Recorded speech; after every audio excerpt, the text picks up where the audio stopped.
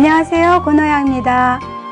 이번 시간은 활력 응용형에 대해서 공부해 보기로 하겠습니다. 먼저 소재를 보겠습니다. 자, 요건 수양버들입니다. 수양버들로 프레임까지 보이는데요. 수양버들입니다. 유칼립투스죠. 유칼립투스. 그리고 장미네요. 장미. 요거는 미니 장미입니다. 미니 장미. 그리고 소국. 소국입니다. 그리고 요거는 천일홍이죠. 천일홍. 그리고 이제 밑소 재료는 루모라가 준비되어 있고요. 역시 또 끈이 준비되어 있죠. 꽃다발이니까. 자, 여러분 이렇게 이제 그 활력에 대해서 지난 시간에 배웠어요. 그래서 자연줄기로 하다 보니까 활이라는 그런 인상보다는 좀 수평형 같지 않을까. 수평형이랑 어떤 차이가 있을까 이런 걸 했는데, 다음 시간에 이제 수평형에 대해서 공부하겠지만 수평형은 좀 더 편편하고요. 활형은 대칭점을 해서 이렇게 좀 아치 형태로 된다는 그런 특징이 있는 거죠. 자, 그러면 이제는 좀 더 확실하게 프레임을 짜서 활형을 보여드리며 이제 이게 활형같이 생겼다라는 것을 알 수 있을 겁니다. 그래서 이런 활형 같은 것을 땐 뭐 말체 같은 거로 해도 되지만 제가 수양버들 한번 짜봤어요. 수양버들 같은 경우에는 굉장히 부드럽죠. 그래서 우리가 요거를 이렇게 만져서 마사지를 하면 굉장히 내가 원하는 그 곡선을 이렇게 유지하게 돼 있습니다. 형태를. 그래서 요런 형을 그대로 이제 연결해서 꼭지점을 잡아가지고 이제 활처럼 이렇게 아치 형태로다가 똑같이 중심점을 똑같이 만들어서 양쪽으로 이 수양버들을 무게를 중심점을 찾아서 이렇게 묶어주시면 이러한 그 형태의 활형이 되겠죠. 활 모양의 프레임이 제작이 됐습니다. 그리고 이러한 프레임을 제작을 할 때 또 특징인 것은 너무나 하나의 그 예를 들면 가장 중요한 게 위에만 덮지 마시고 아래 위에 그 전체적인 화형 그 속에서 그 프레임 속에 전체적인 그러한 그 재질이 똑같이 선이 반복되면서 투명하게 다 같이 보여진다는 것이 틀을 잘 짜는 경우겠죠. 주로 이제 핸드타이드 이런 꽃다발 했을 때는 이제 시험에 나오는 게 자연줄기도 있지만 프레임을 요구하는 데가 있어요. 구조물을 이용한 무슨 형태를 해라 이렇게 나오거든요. 그렇기 때문에 여러분들이 원형은 잘 짜시는데 이러한 프레임 짜는 것을 이제 여러 가지 형태를 해보시는 것이 굉장히 좋겠죠. 그래서 활형을 제가 이렇게 짜봤고요. 역시 손잡이를 주시는데 손잡이는 아래에 지금 와이어를 연결해서 다시 바인딩 포인트를 대칭점으로 해가지고 철사를 구부려서 지금 해놨죠. 그래서 바인딩 포인트가 바로 프레임 중심의 아래점이 바인딩 포인트가 되겠습니다. 그럼 여기를 잡고 이제 디자인을 하는 거죠. 자, 프레임이 먼저 있기 때문에 먼저 밑소재를 가지고 한번 형태를 잡아보겠는데요. 유칼립투스를 가지고 한번 해보겠습니다. 아무래도 이제 꽃다발 같은 경우는 제가 이제 그 활형 기본형 했을 때 설명을 드렸지만 그린을 먼저 하는 게 어떤 것이 훨씬 더 좋다라고 얘기를 했어요. 근데 이런 경우는 이제 프레임 자체가 잡혀있기 때문에 조형적인 것은 외형은 사실은 끝난 거죠. 그러니까 그 외형을 그대로 살려서 그 안쪽에 배치를 하시면 되는 겁니다. 그래서 어찌 보면 프레임 짜는 것이 힘들어서 그렇지 형태 자체는 훨씬 더 간결하고 예쁘게 나오고요. 초보자들도 연습만 된다면 형태를 훨씬 더 자연줄기보다 쉽게 할 수가 있습니다. 자, 그리고 미리 유칼립투스의 또 성질도 부드럽죠. 부드러운 그 성질을 이용해서 마사지를 해서 이왕이면 이 구조물에 이렇게 놨을 때 그 형태가 이제 빳빳하지 않도록 같이 부드럽게 움직일 수 있도록 유칼립투스를 넣어주시면 되겠습니다.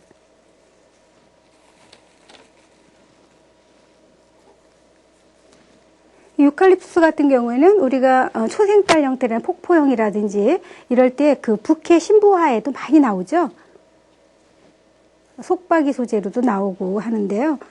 이제 주로 많이 쓰는 소재입니다.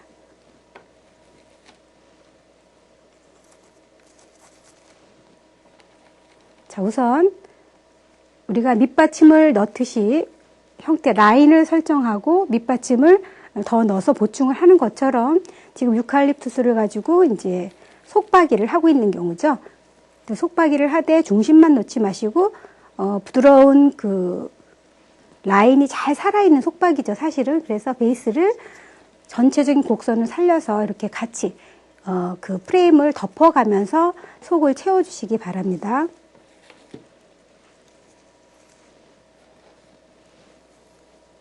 굉장히 부드럽습니다. 소재 자체가.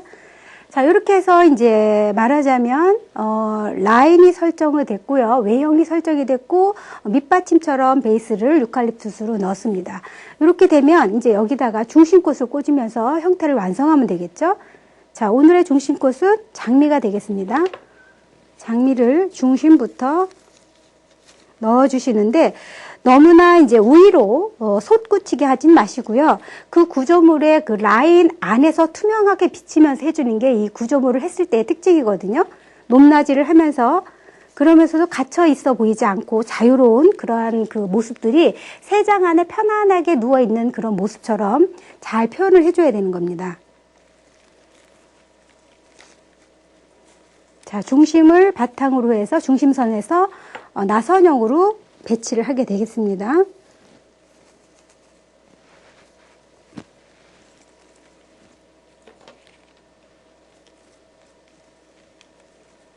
자, 어레인지에서 한 거와 거의 같죠. 배열법은.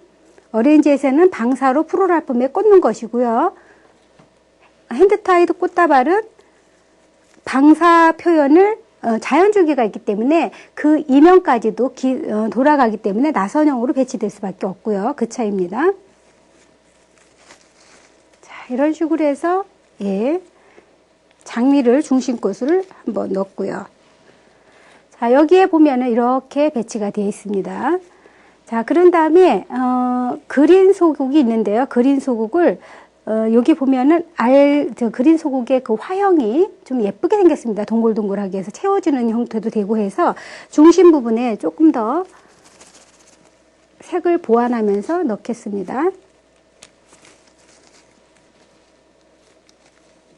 꽃다발을 했을 때는요, 구조물을 했을 때는 꽃다발 종류가 너무 작은 것보다는 질감의 그 형태라든지 질감의 모습이 조금씩 다른 애들을 같이 써줘서 조화를 시키는 것이 굉장히 아름답습니다.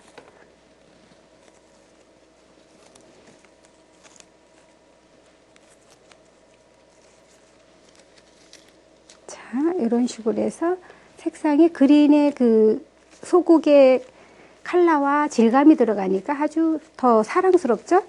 자, 이런 식으로. 자, 보이시나요? 네. 그 다음에는 이제 그 색상을 좀 더 세련되게 만들고 화사하게 해주기 위해서 오렌지색을 한번 넣어보겠습니다. 미니 장미예요. 미니 장미 색깔이 아주 예쁘죠? 그러니까 노란색이 더 돋보이는 것 같습니다. 색상 자체가.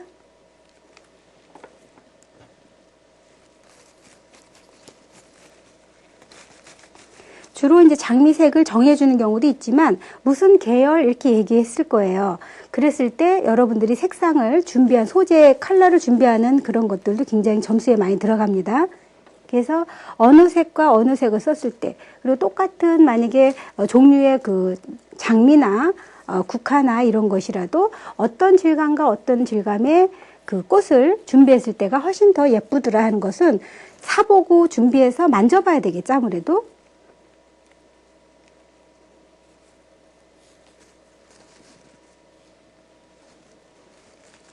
색상 점수라든지 소재 점수가 꽤 있어요. 조형면에서 들어간 점수 분포도가 꽤 크기 때문에 여러분들이 아무거나 잘 만들면 되지 않을까라는 생각은 아닌 것입니다. 어떻게 색상을 똑같이 했어도 예를 들면 누구는 더 색상이 아름다워서 더 예뻐 보이고 누구는 똑같이 했는데도 조금 더 이렇게 컬러가 이상하면 점수를 덜 받을 수가 있어요. 그래서 여러분들이 공부하실 때 그런 점 같은 거를 좀 더 숙지하셔서 컬러 공부도 하시고 하시는 게 아무래도 점수를 맞거나 점수뿐만 아니라 여러분들 프로이스트로 활동했을 때 내가 만든 상품이 더 예쁘겠죠. 고객한테 감동을 줄 수가 있고요. 자, 이런 식으로 해서 이제 미니 장미를 넣었더니 어떠세요? 색상이 더 화사해졌죠? 굉장히 예쁘죠? 네, 이렇게 됐으면 다음에는 천일홍을 한번 넣어보겠습니다. 천일홍도 색상이 굉장히 다양해요. 제가 여기서 보여준 컬러만 해도 몇 가지가 되죠. 그래서 이것은 흰색인데 예, 색상이 노란색에 약간 머금고 있습니다. 소개를 보면. 그래서 여기에다 같이 넣음으로 인해서 질감도 아주 다르고, 이 천일홍이 보면은 다 아주 완전한 볼형이에요. 동글동글 하거든요. 그래서 조금 열매 같은 분위기가 나가지고 아주 그 리드미컬한 그러한 그 부드러움을 연출하기 때문에 예, 꽃다발에 많이 쓰입니다.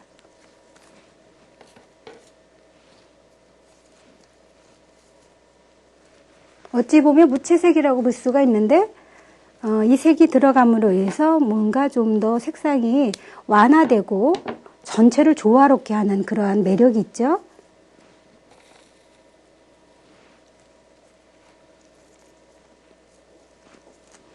꽃다발을 만들고 꽃을 준비하면서 제가 느낀 거는 일반인이라도 새로운 꽃과 새로운 질감을 만났을 때 굉장히 예쁘다는 걸 느낀다는 것입니다. 우리가 보면 모르는 사람들은 늘 보았던 꽃 종류와 꽃 색상을 원하는 것 같지만 전혀 그렇지가 않았어요.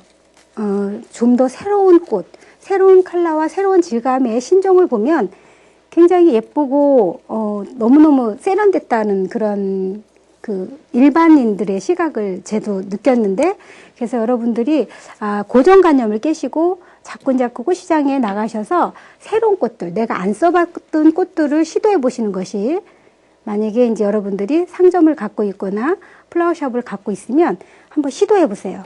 우리 동네는 뭐 때문에 안 돼 그러지 마시고 절대로 그거 아닌 것 같아요. 그러니까 여러분들이 동네를 선도하시고 플로리스트를 앞으로 그래야 좀 더 이렇게 배우신 분들이 전체적인 국민의 소비 수준도 좀 높여주는 것 같습니다. 그래서 새로운 어떤 컬러 배합이라든지 이런 것들을 과감하게 시도하시고 디자인 쪽으로 인정받으시는 것이 훨씬 더 보람이 있을 것 같습니다. 자, 차츰 보완이 되고 있죠.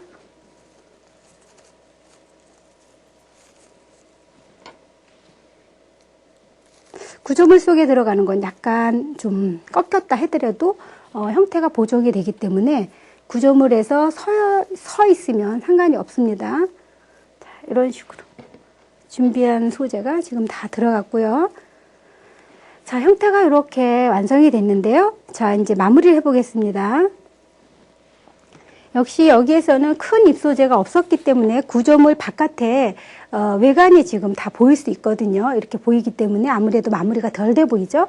그래서 지금 이 루머라를 가지고 여기를 막아 보겠습니다. 가려 보겠어요.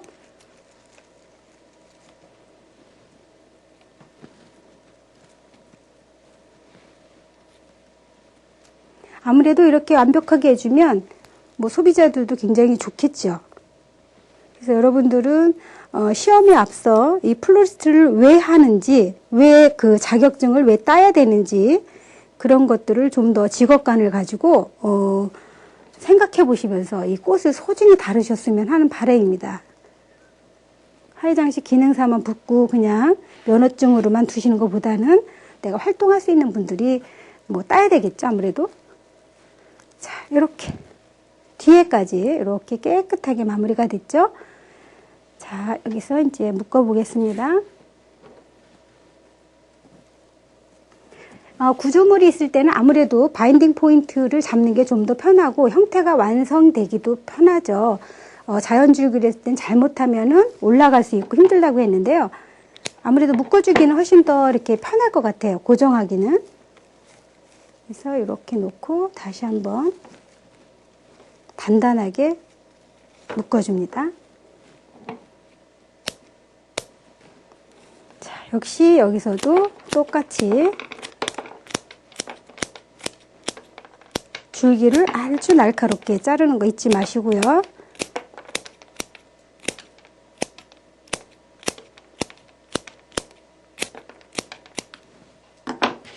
깨끗이 놓으시고, 만약에 여러분들이 이거를 세워놓고자 할 때는 좀 더 안쪽을 좀 잘라주라 그랬죠. 다시 한번 점수를 위해서입니다. 물론 점수뿐만 아니라 물 올리면 훨씬 더 좋다고 그랬죠. 나이프로 깨끗하게 한 번 정도 빗면 정리를 해주시고요.